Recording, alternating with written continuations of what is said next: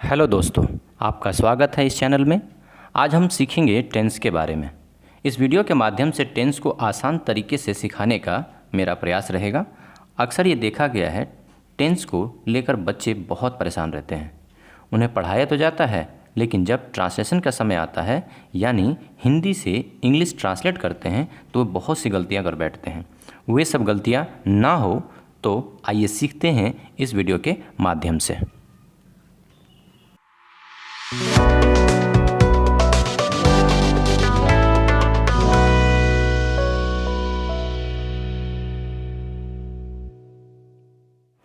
Tense यानी काल।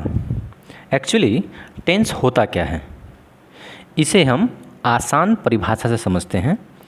Tense is the study of the form of the verb. Tense is the study of the form of the verb, अर्थात verb यानी क्रिया के रूप के अध्ययन को टेंस कहते हैं, यानी काल कहते हैं। क्रिया के रूप के अध्ययन को टेंस कहते हैं। अब आपका प्रश्न होगा कि वर्ब क्या है और वर्ब के फॉर्म क्या है।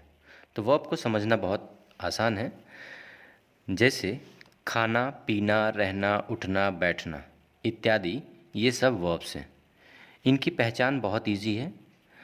जैसे इनके अंत में ना लगा होता है, जैसे खाना, पीना, रहना, इन सब के अंत में ना लगा हुआ है।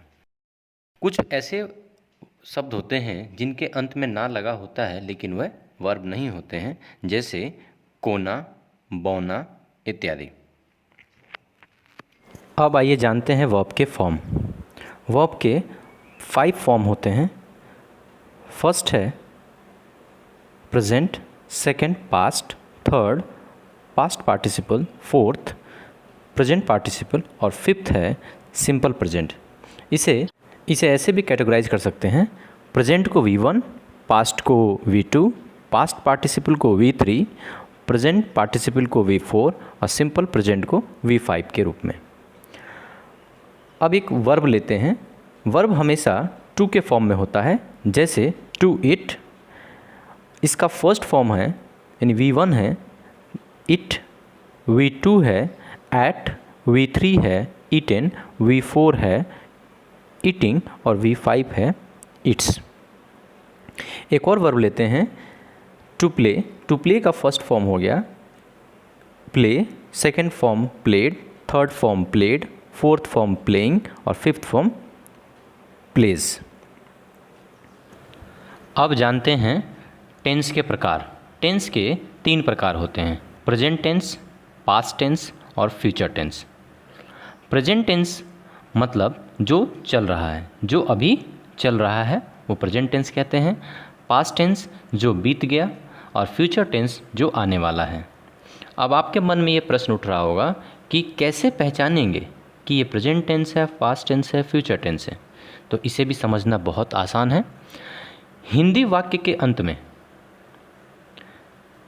है लिखा हो लिखा हो, हूँ लिखा हो, तो आप समझेंगे कि प्रेजेंट है। हिंदी वाक्य के अंत में था, थी, थे लिखा हो तो समझेंगे कि पास्ट है। और फ्यूचर में लिखा होगा गा, गी, गे। उदाहरण से समझते हैं। मैं खेलता हूँ प्रेजेंट टेंस है, मैं खेलता था पास्ट टेंस है, मैं खेलूँगा फ्यूचर टेंस है। अब जानते हैं प्रेजेंट टेंस होता क्या है। प्रेजेंट टेंस के 4 प्रकार होते हैं, प्रेजेंट इंडेफिनिट टेंस या सिंपल प्रेजेंट टेंस। सेकंड होता है प्रेजेंट कंटिन्यूअस टेंस या प्रेजेंट इम्परफेक्ट टेंस या प्रेजेंट प्रोग्रेसिव टेंस। थर्ड होता है प्रेजेंट परफेक्ट टेंस और फोर्थ होता है present perfect continuous tense.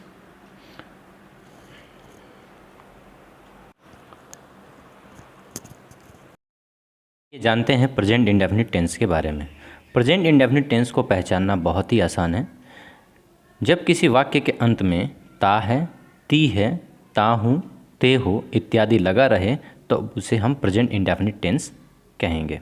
Present indefinite tense के वाक्य को हिंदी से इंग्लिश में ट्रांसलेट करने के लिए उसके कुछ गोल्डन रूल्स हैं। तो प्रेजेंट इंडेफिनिट टेंस के अफर्मेटिव सेंटेंस का गोल्डन रूल है सब्जेक्ट प्लस वर्ब का फर्स्ट फॉर्म अब्लिक वर्ब का फिफ्थ फॉर्म प्लस ऑब्जेक्ट। अब आपका प्रश्न होगा कि वर्ब का फर्स्ट फॉर्म कहाँ यूज होगा, वर्ब का फिफ्थ फॉर्म कहाँ यूज होगा। तो ही, सी, इट और कोई भी सिंगुलर नाउन के बाद वर्ब का फिफ्थ फॉर्म होगा और बाकी बचे हुए के साथ वर्ब का फर्स्ट फॉर्म होगा। आइए इसे उदाहरण से समझते हैं। मैं खेलता हूँ, इस सेंटेंस में, इस वाक्य में मैं सब्जेक्ट है और खेलना वर्ब है। तो मैं का इंग्लिश आई होगा और आई के साथ क्या लगेगा, वर्ब का फर्स्ट फॉर्म। तो आई के साथ वर्ब का फर्स्ट फॉर्म यानी प्ले, खेलने का इंग्लिश हो गया प्ले। तो I play, then full stop.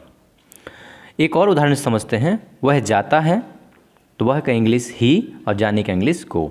तो ही के साथ क्या लगेगा, वर्ब का फिफ्थ फॉर्म, तो ही गोज। एक और उदाहरण समझते हैं। वीरू आम खाता है, तो वीरू ईट्स अ मैंगो।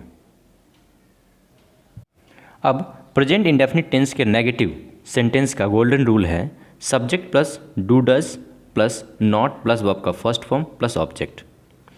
अब आपका फिर प्रश्न होगा कि डू और डज का उपयोग कहाँ करेंगे। तो ही, सी, इट और एनी सिंगुलर नाउन के साथ डज का इस्तेमाल करेंगे और बाकी बचे के साथ डू का इस्तेमाल करेंगे।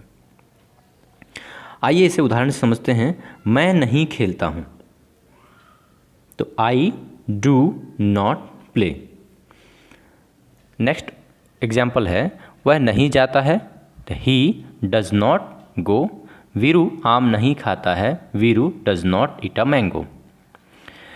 अब प्रेजेंट इंडेफिनिट टेंस के इंट्रोगेटिव सेंटेंस।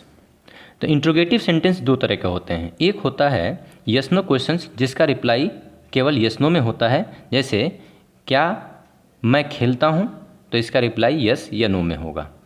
दूसरा होता है WH क्वेश्चंस, जिसका रिप्लाई में कुछ डिस्क्राइब करना होता है। जैसे मैं कहाँ रहता हूँ, तो इसका रिप्लाई हम कुछ डिस्क्राइब करके देंगे, जैसे कि मैं दिल्ली में रहता हूँ, मैं गुजरात में रहता हूँ इत्यादि। इंट्रोगेटिव सेंटेंस में यस नो क्वेश्चंस का गोल्डन रूल है do oblique does plus subject plus verb का first form plus object plus question mark. इसे उदाहरण समझते हैं। क्या मैं खेलता हूँ, तो according to golden rule do I play. Next example में क्या वह जाता है, does he go. Next example देखते हैं। क्या वीरू आम खाता है, वीरू ईट अ मैंगो। उसी तरीके से अगर इंट्रोगेटिव नेगेटिव होता है, जैसे क्या मैं नहीं खेलता हूँ, तो डू आई नॉट प्ले, या फिर डोंट आई प्ले। अब इंट्रोगेटिव सेंटेंस के WH क्वेश्चंस देखते हैं। तो WH क्वेश्चंस का गोल्डन रूल है WH words plus do oblique does plus subject plus verb का first form plus object plus question mark. अब WH वर्ड्स क्या है, जैसे what, where, when, who, whose, whom, which, why, how. What means क्या, where means कहाँ, when means कब, who means कौन, whose means किसका, हुम मीन्स किसे, विच मीन्स कौन सा या कौन सी, वाई मीन्स क्यों और हाउ मीन्स कैसे। इसे उदाहरण से समझते हैं। जैसे तुम कहाँ खेलते हो, तो वेयर डू यू प्ले। इसका इंग्लिश होगा वेयर डू यू प्ले। वह क्या करता है, what does he do. Present indefinite tense में कुछ इन्फिनेटिव वाले सेंटेंस सीखते हैं। वर्ब के पहले टू लगाकर इन्फिनेटिव बनाया जाता है, जैसे to go, to eat, to laugh etcetera. अब हम ऐसे वाक्य पर विचार करेंगे जिनमें दो क्रियाएं यानी दो वर्ब रहता है। जैसे रतन पढ़ना चाहता है। यहाँ इस वाक्य में पढ़ना और चाहता है दो वर्ब्स हैं। ये स्पष्ट है कि इस वाक्य की मुख्य वर्ब यानी मेन वर्ब का अनुवाद प्रेजेंट इंडेफिनिट टेंस में होगा और दूसरी वर्ब यानी पढ़ने का अनुवाद इन्फिनेटिव के रूप में अर्थात टू रीड होगा। अब कुछ इसे उदाहरण से समझते हैं। जैसे रतन पढ़ना चाहता है तो रतन वांट्स टू रीड। मैं बाज़ार जाना चाहता हूँ, I want to go to market. वह मैच जीतना चाहती है, she wants to win the match. मैं अनुवाद सीखने के लिए इस पुस्तक को पढ़ता हूँ, I read this book to learn translation. अब कुछ ऐसे वाक्यों पर विचार करें जहाँ सीधे इन्फिनेटिव का प्रयोग नहीं होता है। हालांकि सेंटेंस की बनावट से लगता है कि वहाँ इन्फिनेटिव का ही प्रयोग होना चाहिए, लेकिन ऐसा नहीं है। आइए उदाहरण से समझते हैं। उसे अंग्रेजी बोलना आता है, he knows how to speak English. वह नाचना जानती है, she knows how to dance. वह साइकिल चलाना सीखता है, he learns how to ride a bicycle. क्या तुम यह काम करना जानते हो? Do you know how to do this work? अब हिंदी के कुछ ऐसे वाक्यों पर विचार करें जिनके अंत में गा, गे, गी इत्यादि रहते हैं, अर्थात वर्ब सामान्यतः फ्यूचर में दिखता है। जैसे मुख्यमंत्री कल यहाँ आएंगे, टेस्ट मैच कल आरंभ होगा, प्रधानमंत्री कल यहाँ नहीं आएंगे, राष्ट्रपति यहाँ कब पहुँचेंगे। इन वाक्यों से ऐसा लगता है जैसे कि कोई कार्य भविष्य में पूर्व निर्धारित योजना के अनुसार होने वाला है। हिंदी में ऐसे सामान्यतः भविष्यकाल के क्रिया का अनुवाद प्रेजेंट इंडेफिनिट में किया जाता है। जैसे मुख्यमंत्री कल यहाँ आएंगे, the chief minister comes here tomorrow. Test match कल आरंभ होगा, the test match starts tomorrow. प्रधानमंत्री कल यहाँ नहीं आएंगे, the prime minister does not come here tomorrow. क्या कल मतदान आरंभ होगा? Does the poll start tomorrow. राष्ट्रपति यहाँ कब पहुँचेंगे?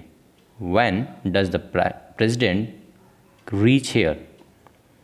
एक चीज़ हमेशा ध्यान रखिएगा, ऐसे वाक्यों में एडवर्ब ऑफ टाइम का रहना आवश्यक है। एडवर्ब ऑफ टाइम का रहना आवश्यक है, जैसे अगले वर्ष, कल, सोमवार को, 10 बजे इत्यादि। ये थे प्रेजेंट इंडेफिनिट टेंस के रूल्स।